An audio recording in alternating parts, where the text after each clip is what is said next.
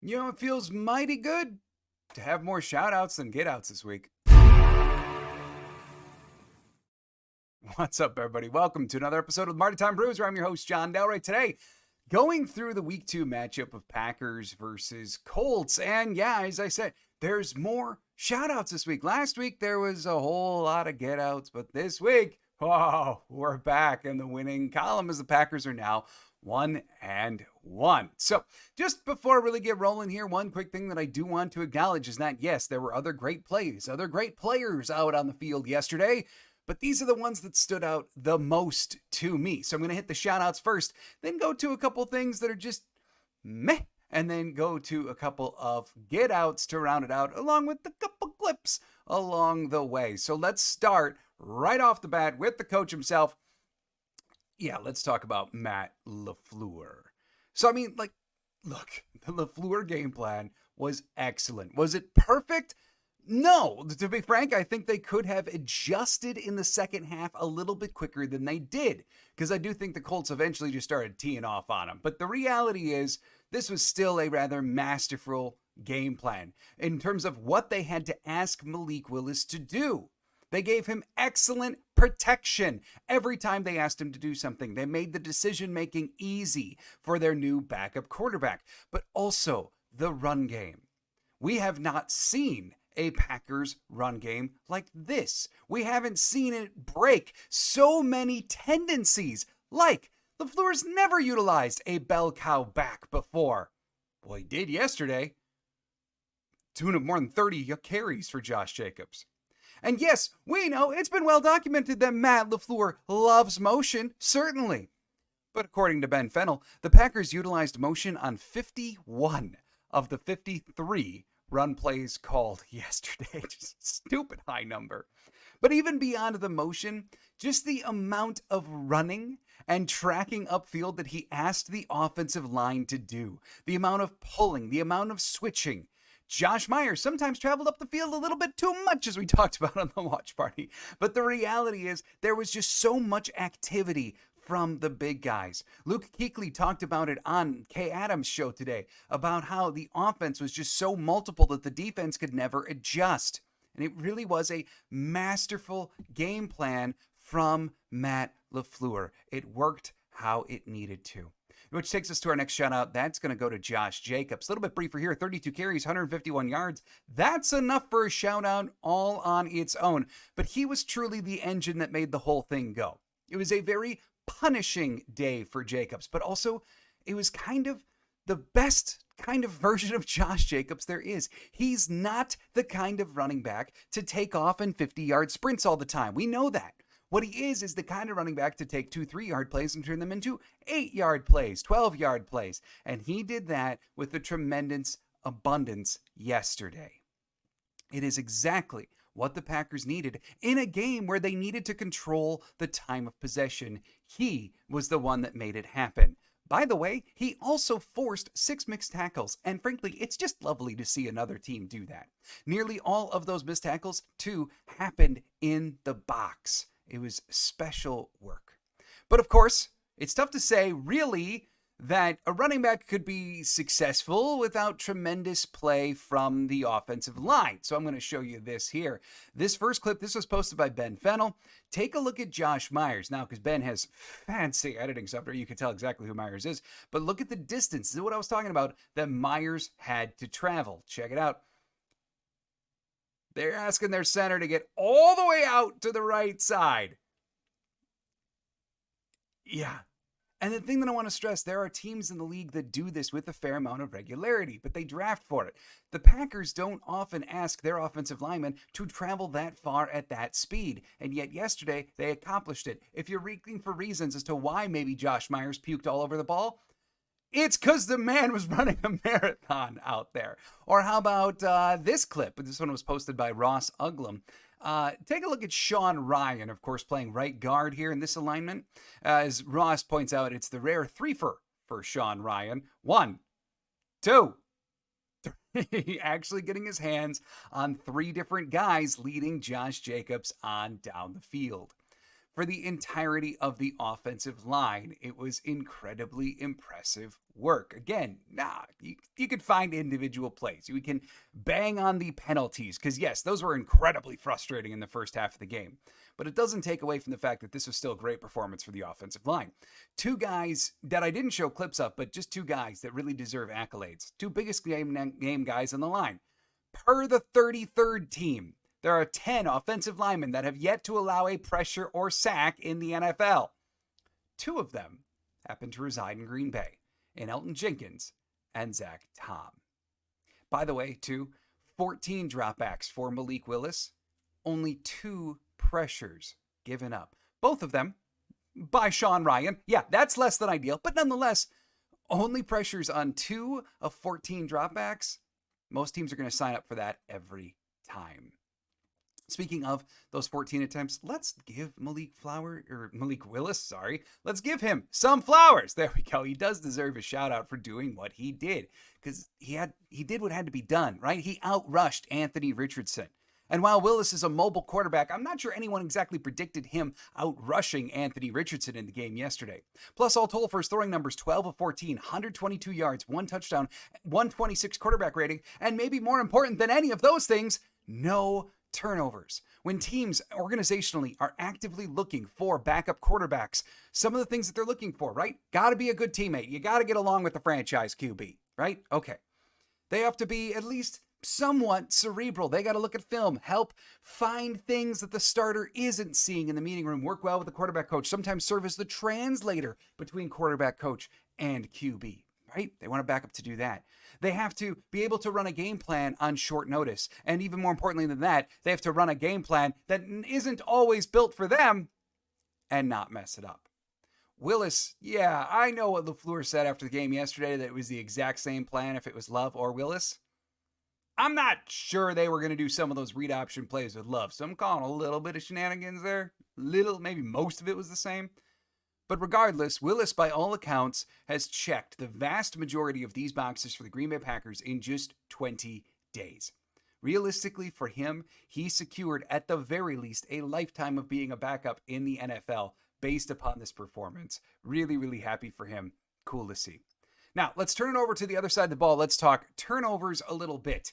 We used to dream of 6 turnovers in 2 weeks, and yet, here we are. But even bigger than the takeaways, did Anthony Richardson ever truly look comfortable yesterday? No, not really. And it's not entirely because of the pass rush. We'll talk about that in just a second. But the coverage was strong. Contain was strong. Defending read options by Eric Wilson? Very, very strong. Let's go to that clip next. It's just, as Jacob Morley, who posted this on Twitter, said, it is hard to envision Eric Wilson doing this play any better than what he does here. And this, if you're wondering, this is the play that I lost my mind on in the watch party, because it truly is difficult to see this going much more perfect than what Eric Wilson does. He's over on the right side. So the ball is snapped by Richardson. He's got a decision. Look at that. He contains Richardson without pursuing Richardson. Then when Anthony Richardson makes the little pitch, he switches immediately to the back that it gets pitches to. Now, you'd love to see him finish the tackle there, but let's not split hairs. This was a tremendous defensive stop for Eric Wilson. Plus, let's just pair that with the fact that he also got an interception. Eric Wilson played 8 defensive snaps yesterday. 4 against the run, 4 against the pass. He was only targeted once. It became an interception. It's a ridiculously efficient performance for Eric Wilson. Quay Walker, Isaiah McDuffie, they continue to get the main bulk of the snaps.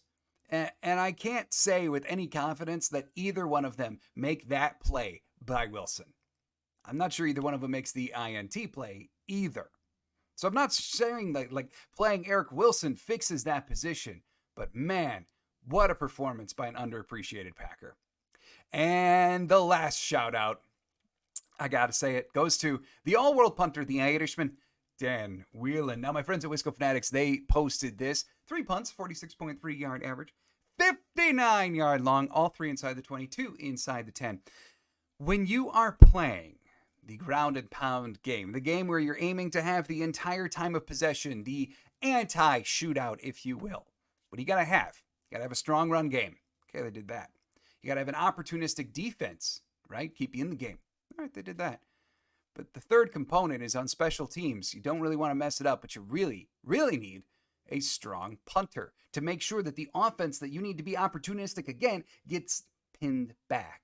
And Dan Whelan did it yesterday. We are watching the ascension of Dan Whelan to being one of the best punters in the NFL. All right, so now just two things I'm a little bit more meh on. These are things that maybe didn't look great, but need a little bit more context. Maybe these are things that just, they weren't great. They weren't terrible. They're just meh. And for me, the pass rush falls into this category. Ultimately, like I said, Richardson never really looked comfortable, right? Which is the goal. Like, the goal is not necessarily to get a sack on every single play. Just make the guy uncomfortable, especially with someone as talented as Richardson, albeit young. But it's also like not like he was running for his life either. And I got to tell you, whenever you look at a box score and see Rashawn Gary get a PRP or even a pressure rate of 0, that is rather eye-opening. Now, the added context that's needed here is Matt LaFleur admitted after the game that, again, they asked the defensive line to not be rushing uphill. He wanted them to maintain their lane integrity, to make sure that Anthony Richardson couldn't pull a Colin Kaepernick on him and run all day, because Richardson can if you over pursue. And the Packers D-line has had issues in the past of over pursuing. I think we all know that. So they did a great job maintaining their lanes. But the thing is, maintaining a lane doesn't exactly translate into great pass rushing numbers. Still though, 0 pressures for Gary, that does kind of sting the eyeballs a little bit. So while this is one thing that deserves a little bit extra context, it deserves, to say like, well, maybe in a whole new scheme, maybe against a non-mobile QB, maybe against Will Levis next week, who's a lot more statuesque back there, maybe then we'll see the pass rush be told to do a different job and it will just be better. But based upon what we've seen so far, I think we still can say it should be better. One player who did perform very admirably in this area, who I do want to make sure doesn't get lumped in with the rest, Devontae Wyatt, 4 pressures and a sack. Very, very impressive sack as well. The other meh, Braden Narveson. Yeah, the kicker, I know we had some fun on the watch party, but let's not say we got a kicker yet, because anytime we say, oh, we got a kicker, he then misses a kick. So not exactly like a terrible day for Narveson, but the Packers still have to be hoping for better here. He's now 3 of 4 in both games, both misses in the 40 to 50 yard category. At least we haven't had any issues with extra points, but eventually, if he keeps missing at a clip of 1 a game, that's going to get old rather fast. Still got to hope, still got to say that the Packers eventually got to let one of these guys develop, right? But we also need to start seeing at least one 100% day from Narveson. All right, then the get outs. And there's really only like one kind of mother of all get outs, if you will, here. This is what I'm really zeroing in on. And that happens to go with Quay Walker and the run defense. Now, it's not just Quay, but he was very much kind of emblematic of the whole thing here. So I do want to show you this clip. This was posted by Andy Herman.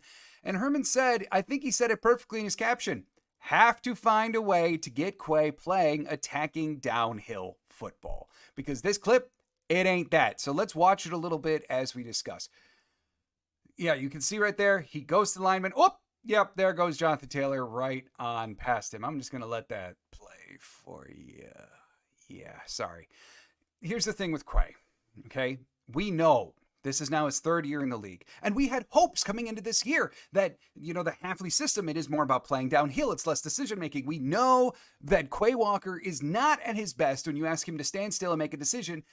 Not like that this is the most decision-heavy play in the world, but like he still had to make a call there about which way to go, and he did it wrong. And the thing is with Quay, you do see this a little bit too often, especially for being a first-round linebacker. Not that that's relevant anymore, but still, they've invested in him heavily. He's playing more snaps than any other linebacker. You gotta have better than these results right here. And the problem is you just see it far too often.